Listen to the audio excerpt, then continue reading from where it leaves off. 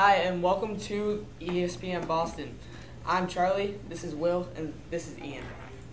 Today we'll be talking about the NHL offseason and the Kevin Durant signing, and then we'll also go to the phones. So, the NHL offseason, the Nashville and Canadiens trade. What are your thoughts? Well, I think the Predators really got the steal here. Subban's a young puck-moving defenseman. He's proven that he can go on the offense when it's needed. And Weber's was kind of at the end of his prime. He's kind of old, and it's going to be hard for him to adjust to the Eastern Conference. So, yeah. Yeah, now Nashville has a very offensive team. The Canadiens, they just got better defensively, but that's not what they needed. They really needed some offense, and they just lost a big offensive piece. Yeah, the Canadiens, they have Plekanec, who they can rely on from time to time, and they have Lars Eller, but other than that, they really don't have anyone. They need someone they need a consistent 30-goal scorer, and the Canadiens just don't have that, and that's what you need to make the playoffs in the NHL these days. Sure, ever does have a booming slap shot, though. So now we have a caller, Ryan from Boston. Hey guys, thanks for taking my call. Love the show, long-time listener, first-time caller. I'm curious what you think about the Chapman trade. Who got the better end of the deal, and does it put the Cubs over the top? I think it does put the Cubs over the top.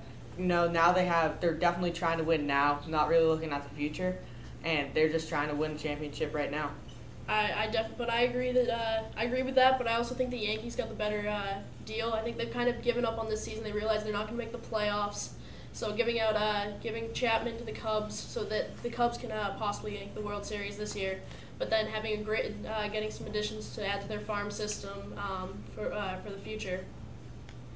Well, I think that the Cubs came out on top here because Chapman, this is probably going to be this one might be his last season, or maybe even next season will be it. But he's not going to have much more time in the MLB and needs to make the most of it. And he's still proven that he can be a consistent closer. I think he's already up to about 10 or 15 saves already this season. He still has a really wicked fastball. It's gotten over 100 a couple times this year.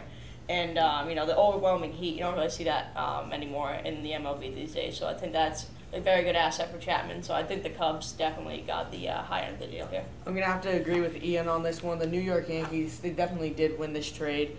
They have a good future now. They got a couple of top prospects, and they got rid of someone who might even retire this year. So. Yeah. So now moving on to NBA news with the big news of this year. Definitely Kevin Durant going over to the Warriors. I think this is a very bad move by Kevin Durant. It's kind of a weak move. He's just trying to get a ring. He's not thinking about even money or anything because he didn't take that much money in this deal.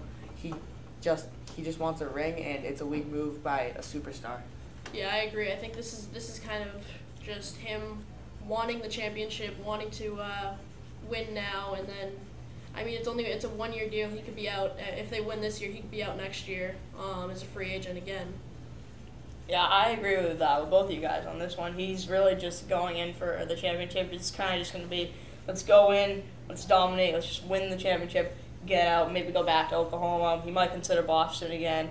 But yeah, I do think it's a weak move. He's trying to go and build the dynasty, but he's probably going to leave after this year anyway. So. And people are comparing this to LeBron James leaving Cleveland for the first time. I don't agree with that at all.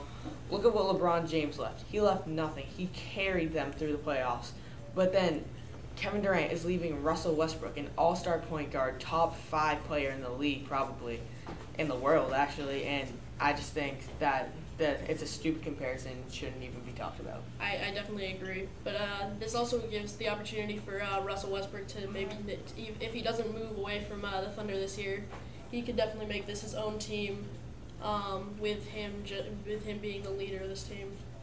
Yeah, if Westbrook is the Thunder are fielding trade offers right now for Westbrook, and if he goes, I think he's made a mistake there. He has a chance to prove himself now as being the leader, and he might take him, who knows, to the playoffs, maybe even to the second or third round.